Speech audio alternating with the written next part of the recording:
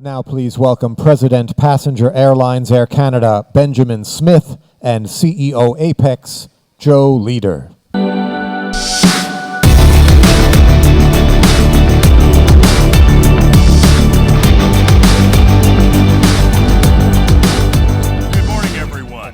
As we get started this morning, I wanted to first start by setting the stage for our audience here on Air Canada and then diving into some harder questions.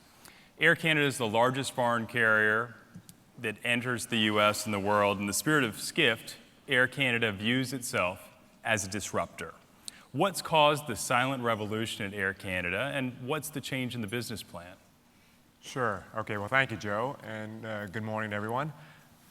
We've been revolutionizing, transforming our airline over the last number of years to expand our product offering to better market to the changing travel marketplace. We've been going up market and down market, and we're halfway through our transformation. We've got best-in-class business class, a true premium economy, and a new leisure carrier. And with investments in technology, we're really seeing an expansion in the demand for our products, in particular to and from the United States, because of the geography that we have in Canada, which makes flying via Canada extremely efficient for many customer flows. That's phenomenal. So after the debates last night, are you expecting a massive influx of new citizens? Well, we're an airline, so we like to take people to and from Canada, but I do have a lot of friends who have asked if there are any good neighborhoods in the city that I live in. Okay. We'll gladly welcome you if you're willing to come. Excellent. All right, well, with that said, so Air Canada has a completely new business model designed for massive expansion. What have you done foundationally to enable the new business model, and what is the business model that you're enacting that you're here to talk about today? Sure. Canada is very similar to the US, very similar to Western Europe. We're a legacy airline, almost 80 years old. We've got a lot of the same challenges that the big US majors have got, legacy work rules. We still have a defined benefit pension plan. So we did have a trip through bankruptcy in the last decade. We had a near second visit about 9 years ago. And when we reached that point, our board put to our senior management team, look, we've got to find a way to transform this carrier for long-term sustainability. And we came up with what we viewed the marketplace was looking for, and that's what we're working on. And so far, it's working really well. So last year was actually our best year in the financial history of Air Canada, and we're hoping that we top that this year. And that has to do with a new fleet, a new route network, and marketing to a whole new array of customers that we were never able to profitably go after in the past. Okay, well, let's jump right into the passenger side, the fleet side. And I just have to give a disclosure to the audience is that, Apex, the Airline Passenger Experience Association, been around as a nonprofit for the past 4 decades. Air Canada is currently in our vice president seat and has been a founding member, so thank you for your support. But you've made a major fleet shift that's occurred. So you've made a massive investment into the Boeing 787, and you've selected the C-Series aircraft for the future of travel for Air Canada. Why these aircraft, and what does that enable you moving forward? Okay, well, those of you that follow commercial aviation and the latest technology, you're probably well aware that the 787 is an amazing airplane. The C-Series is an amazing airplane. We always say that if we were to custom order an airplane to Air Canada specifications, it would look exactly like the 787 for long haul and exactly like the C-Series for short medium haul. So we're very fortunate that 2 manufacturers, Boeing and Bombardier, have done that not just for us but for the entire industry. The 787, the size of the airplane, the economics of the airplane, the performance of the airplane is enabling us to fly routes that were not viable to us in the past. It's perfectly sized. You can see, we're flying to destinations like Brisbane. We're doing nonstop into India. We'll be announcing 6 new routes tomorrow morning. And we're doing this all in a profitable way from day one. They're not, typically, 5-10 years ago, if we go into an international route, a new one, it would take us 3-4 years before we'd see a profit. This aircraft, we're seeing it, usually from day one, sometimes month one. And the C Series, it's going to be a few years before we get this airplane, but it's basically got the same economics as the 737 MAX and the A320neo Yes. family airplanes, but on a much smaller frame. And in a country like Canada, where we don't have the population density that you see here in the US or Western Europe, it's great for us to link a lot of the secondary markets. Speaking of secondary markets, let me jump into that on the C Series for a moment. So you fly routes that most Americans don't know about, like Harrisburg to Toronto and other pickup cities. With the C Series, you'll be able to even go into smaller markets and make, for secondary US cities, you'll be able to make Canada a one-stop shop to the world. Do you really believe that you'll be able to go into not only secondary markets, but even smaller markets in the US and enable that connecting traffic? Yeah, no, that's the C Series, have multiple uses for us. The transborder Canada to US market is a big origin destination market in itself. Yes. A lot of Canadians going to the US for business or leisure purposes. It gets cold where we live, so a lot of Canadians, visit Florida, Hawaii, Arizona, spend, a good portion of the year there. So there's still a lot of volume there. But our geography sits, is perfectly situated on many of the air routes from the US to Europe and Asia. Yes. So with that base, we're not, like one of the, some of these carriers around the world that, solely depend on connecting traffic. We have a very good solid base of origin destination traffic already flying between the 120 cities that we fly in North America. So 60 in Canada, 60 in the US. So the initial investment of buying the airplane and starting the route is not there for us.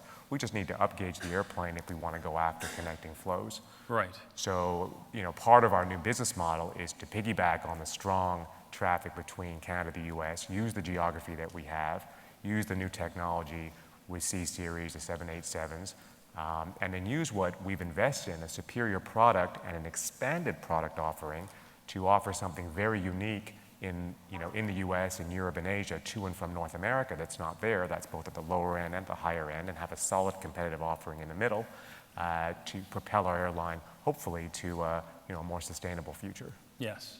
Well, since you brought up product, Ben, let's move forward and talk about Air Canada's product. Mm-hmm. One of my favorite airline CEOs, Delta's Ed Bastian, has a philosophy where he likes to talk about building a premium airline and how he wants a significant revenue in comparison to his competition.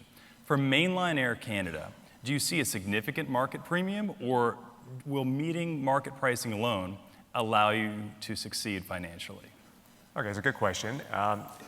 What we're trying to do with our model is offer as many products and price points as we can at different, to enable us to get margins at every single one of them.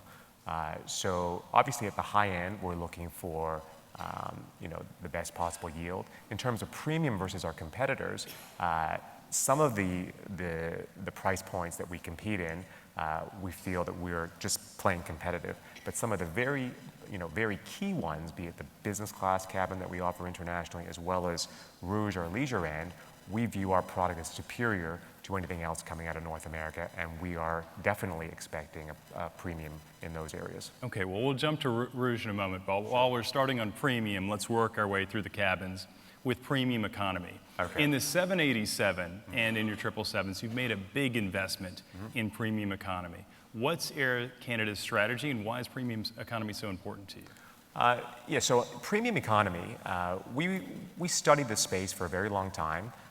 As many of you might know, this originated in Europe many years ago, in the UK first, and then expanded to other airlines throughout the continent and also in Asia. But it was slow to pick up in North America. Some of our competitors here in the U.S. introduced, what we would call like a slimmed down version of premium economy, where there wasn't any width; it was usually just pitch. But we decided 4 years ago that we would invest in a true premium economy cabin, which would look like a domestic U.S. first class seat. So 37, 38-inch pitch, 20-inch width seats, a separate cabin, and improved amenities and a different ground experience. So we went full out with that. We launched that on our 787, and we've had such a strong success. We've accelerated the rollout of that program, where it is now on all of our 777s. Obviously, all our 787s are being delivered that way, and we'll be converting the remaining wide bodies in our fleet so that by early next year, we'll be ahead of the entire North American market. We'll have it on all of our international fleet. That's phenomenal. So your premium economy is, effectively what we would see in the United States as first class on a typical domestic flight. Right. That's great. Well, since you don't have a first class cabin in your mainline international aircraft, the Air Canada philosophy appears to be one of first class is dead, long live business class. And so with that said, do you believe at this point that first class on long haul international is genuinely obsolete? Yeah, I might put it a little differently. I think business class, has a different name, but if you look at first class products from 10, 20 years ago, they weren't as good as what we have in business class today. So maybe the term first class or the name, the branding first class may be dying off, or maybe reserved for some very few high-end routes that link some of the largest financial capitals of the world. New York, Tokyo, London, I think still do have half a dozen routes each, which can support that type of a product. But for the bulk of the world, the best business class product offerings are very, very good and usually adequate for what the top-end business customer or leisure customer is looking for. And when you look at the amount of real estate these products take up, and you look at the price points that are required to drive profits with that real estate, I think it's unrealistic to think that the size of the market that would sit above that is large enough to sustain a separate cabin. Right. Well, that ties into my next question, which if you look at Air Canada and you compare it against the big three in the U.S., among the legacy carriers, if you were lumped into the U.S. legacies, you would be the fourth. Mm-hmm. So for business class, right now we see airlines trying to one-up each other. United recently launched its Polaris business class. Delta just recently announced that they're installing a suite on their A350 aircraft and also on their 777s. Have you considered an enclosed business class suite moving forward? And where do you see the airline race to the top in terms of business class taking us over the years ahead? Well, first, we view ourselves as the best kept secret in the U.S. Being, we're not the same size as United, Delta, or American, but we are, a few years ahead in terms of renovating our fleet. So when we look at our business class product offering, we see us as best in class in North America. All of our aircraft have direct aisle access. We have a lot of bells and whistles on our airplanes. We have espresso machines on the bulk of them already. We have best in class in-flight entertainment. We'll have satellite Wi-Fi starting to be installed on our 777s and 787s this year, so we'll take it up to the highest speed on that front. But in terms of reaching the ceiling of what a business class product could feel like, that depends what the market's willing to pay for.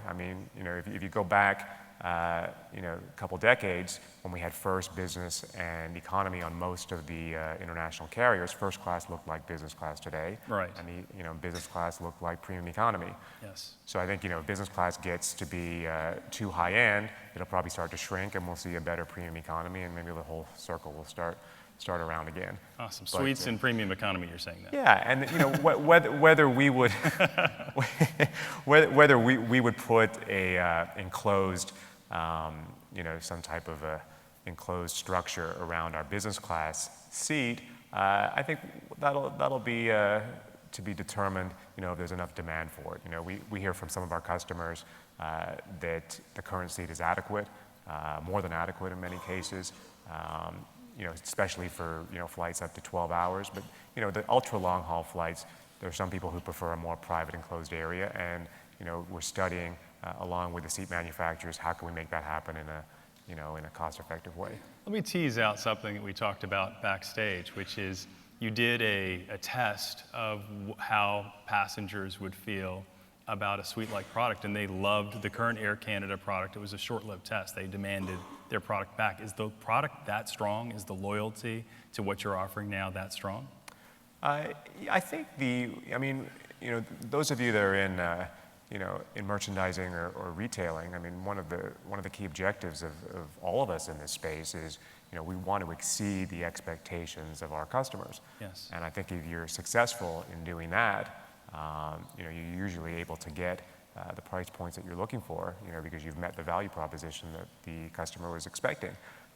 So that is one of our main objectives, and we're very pleased that we're seeing our research showing that we're reaching levels that we've never had before. I mean, we're not stopping where we're, in our current position, but that gives us a lot of comfort that we're on the right path. Well, let me ask you a question about your research. So I'm certain that you survey your business class passengers. What do they tell you that they want? Do they want to prioritize food or sleep quality? Is it the ground experience? How do you give them what they want in these rising expectations, even though that you have to keep your costs controlled at all times? I think number one for us is consistency. The customers that we have choosing our business cabin don't like to have surprises. They'd like to have as much control as they can with their experience, right from first point of contact right through to the end. Many flights, especially their overnight sleep, is extremely important. So lighting, sound in the cabin, flexibility around dining time. Most of our flights we offer flexible dining time, so you don't have to eat when we want you to eat. It's up to the customer. Cleanliness of the aircraft is extremely important. Friendliness of crew.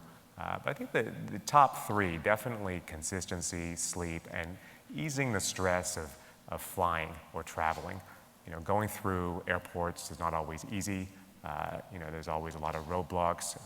Being able to find your way around airports if you're making a connection, not having the stress of missing your flight. Anything that we can do to ease that. And we've been working on that very hard, and I think that is, when somebody flies through Canada for the first time, going internationally, says, oh my, this is unbelievable, this is really easy. Right. If you're living in, Philadelphia and you're going to Seoul and you can't fly nonstop and your choices are, say, Kennedy, Chicago or San Francisco, Los Angeles to connect, and you go through Toronto.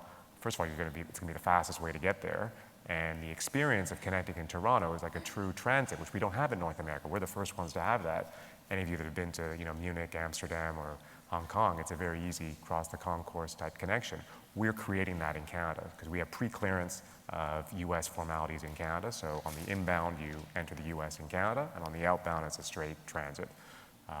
And I think it's a very civilized way to connect. You don't have to pick up your luggage. And it's a big surprise, and I think a secret to the marketplace here. So I'm going to put a plug in for our airline here. That's completely good. Well, let's go from business class in the other direction to all coach. Sure. You have a low-cost subsidiary called Rouge, flying leisure routes such as Toronto to Cancun and also Montreal to Barcelona. Why was it beneficial for Air Canada to create an airline with an airline to compete with low-cost carriers such as WestJet or Air Transat? And why not just use a denser aircraft under the Air Canada brand and beefing up more profitable, on the other side you could beef up more profitable business routes with your existing brand? Why the brand within a brand? We put a lot of time and effort into studying, whether this was the right path for us. And, the one-size-fits-all approach is obviously much easier from a management perspective, logistics. But we were finding for us to go after premium long-haul business, to optimize the mainline Air Canada business, that if we also wanted to go after, we also wanted to play in the low-cost carrier space, that we were diluting our premium product. And this, as I said in the beginning, this one-size-fits-all we viewed as not being optimal. It was holding us back from successfully competing in the higher end, and we never could get our costs or our product offering right in the lower end. So we took the tough decision, said, look, we want to compete effectively in the ever-expanding leisure, low-cost space. We don't have the right model. Let's get that. And we worked very, very hard to get that. We actually, we had some big fights with our labor groups to get that in place, which initially was a fight, but then over time, another one of the advantages we have is we now have labor peace at Air Canada. We actually got our unions to endorse this product. So they are organized by the same labor groups as we have at our mainline. But through this process, we ended up with long-term deals with our pilots and flight attendants, which does not exist at any of our competitors in the U.S. We have 10-year, no strike, no lockout deals with pilots, flight attendants, and our mechanics. And that's enabled us to take away all that wasted focus and put it into, what I would call, better return investments like technology and service. Yes. But the leisure end, in Canada, and I know here in the U.S., it's growing very fast. we had a lot of customers that would fly us, for business, and we weren't going to the destinations, or we didn't have the frequency or the price point that they were looking for their leisure trip.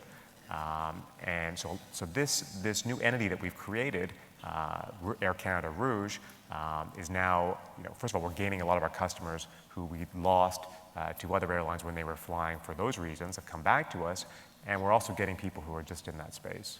Makes complete sense. So let's turn our focus in our final few minutes over to Air Canada's network. Over the last decade, you have very stealthily doubled your international destinations. And I know that tomorrow morning, Air Canada is making a major announcement with 6 new international destinations covering 3 continents. And I'm very sad that we're not able to make that here today, but we're this close. Why is Air Canada so bullish on its new international routes? I think, well, Air Canada has a strong history of flying internationally. As I said, we'll be 80 years old next year. We've been flying to Europe for 60 years. It's not a new thing for us. But we had a broken model for 20 years, like many Western carriers. And with a new model which is working very well in the marketplace, we're getting back to our rightful share. We didn't grow for 15, 20 years. So now that we've got a model that can be profitable with a lot of these routes, we're not slowing down. We're going as fast as we can. We have a very strong support from our shareholders and our board. We've got the right airplanes, yes, and we've got peace with our staff. It's a very, it's a great combination to have, and we've got geography. You can't buy this geography. Like Canada sits in a, very, I would say, lucrative position to capture global flows. Like obviously, we're not going to be first choice for somebody flying, somewhere that doesn't go over Canada, but a lot of routes from the Americas do naturally fly over Canada, and there are many destinations that don't have non-stops. So I don't expect us to be the preferred, carrier from New York to international cities, but we serve 60 cities in the U.S. If you're flying from, Cleveland, Cincinnati, any of these places where, there is no international service, we'd like to be a choice. Yes. And hopefully a preferred choice for many customers. I think Canada would be perfect if it was simply a little bit warmer. But with that said, so as an American or a European or Asian or a person from the South Pacific or Latin American national, why would there be an advantage to connecting in Canada over other options? Okay, well, I think number one is the elapsed time. Many routes from the U.S. To and from Europe and Asia. The fastest way to get there, if there is no nonstop, is to connect via one of our 3 hubs, so Toronto, Montreal, or Vancouver. And with the number of destinations we have, we can usually offer the fastest elapsed time. So that would be the number 1 choice or reason. Number 2, I think we offer a very compelling product offering, in all of our cabins. So either best in class or extremely competitive. So we've got a range of product offerings, and we're very competitive on price. And then if you're if you're a member of a Star Alliance loyalty program, we are a founding member of Star Alliance, so you've got that advantage. And we also are part of a very extensive joint venture with United Airlines and Lufthansa across the Atlantic, where we coordinate our schedules and our planning to optimize that part of the world. So I'd say the elapsed time is probably number 1, and the product offering number 2. Well, and in terms of One being more, able I'll to give- enter the United States, there's a huge advantage as well. Yeah, so the pre-clearance facilities that we have at all 3 of those airports is a big plus. We hear of nightmares, in Miami or Kennedy, where you're held on the airplane because you just can't get through, U.S. formalities at peak times. Entering the U.S. in Canada, we've had pre-clearance for decades now. I think 40 years. It's always been viewed as a plus for Canadians just entering the U.S. But now, as a side benefit, if you're an American and you want to choose to connect in Canada, it's quite easy. And we also fly to many airports that no foreign carriers fly to. We're the only foreign carrier at Washington Reagan. We were for the longest time the only foreign carrier at LaGuardia.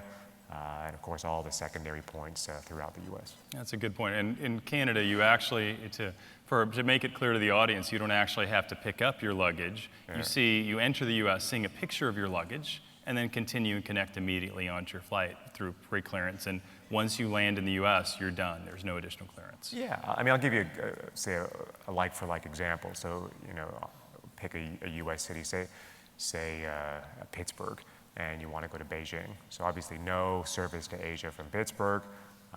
You can go, you know, you can backhaul to the East Coast to Kennedy. You can go via O'Hare or San Francisco or Los Angeles, which is circuitous. So on the westbound to Asia, if you're going by the US, it's a straight connection. Yes. So you wouldn't re-clear security, you wouldn't have to pick up your bag. But on the inbound, let's say you're connecting in Chicago, you would have to go into Terminal 5, which is the international terminal. That would be your entry point in the US. You would have to, you know, clear customs there, pick up your luggage, switch terminals, re-clear security. It's a bit of a hassle. Whereas if you're going via Toronto, it'd be exactly the same process on the westbound as if you were going through Chicago, so very easy. But on the inbound, all of our flights are in one building, and you would pre-clear US formalities in Toronto. But because you're on an international connection, you don't actually have to see your bag. It would automatically connect to the next international flight, which is across to the US, and you would arrive in Pittsburgh as a domestic customer. Right, and that's a great attribute about the hard product from Air Canada. But one question I wanted to end on today is talking about the soft product, the people. And that's really the heart of what makes an airline great. What has Air Canada done to secure long-term goodwill from its team members in labor relations? Yeah, this is another major area of focus for us. I mean, we recognize we are in the customer service business, and you know, our industry, you know, ever since 9/11 has been through some very, very tough times, specifically in North America, for all kinds of reasons. But we felt, you know, to really have a compelling long-term plan that was sustainable, we had to have a really good relationship with all of our employees, our team members, and you know, align the interests of our team members with what it is our company was hoping to do, and to improve culture internally in our company. And to do that, you know, when you're dealing with you know, unionized workforces, you need decent contracts. So we had a breakthrough with our pilots a year and a half ago, and that set the stage for us to get the same. So we do have labor peace, which is, you know, unheard of in our industry. We've never had that. You know, we never had a negotiated deal for 50 years with our pilots, so this is fantastic for us. And to take all that resource and all that negative energy that was focused on that for so many years has given our company a much healthier environment, both internally and toward our consumers, that we've never had. And all of that effort we're now putting into technology and improving our customer offering. And you know, for somebody like, you know, an aviation geek like me, like this is, you know, now we're able to really focus on you know, what I think airlines are all about, and that's customer service and connecting as many people as you can around the world. That makes perfect sense. Well, Ben, in a moment we're going to go to just for a couple of audience questions. So if anyone would like to get behind either this microphone or this microphone, as we close, I'm going to ask for a final frame-up question for Air Canada. In 6 years, you've taken Air Canada from the brink of bankruptcy to a major global player. Where do you see Air Canada 10 years from now? Yeah, we were in this, you know, in the heyday of legacy carriers, say the 60s, early 70s. We were a top 10 carrier, and we punched way above our weight.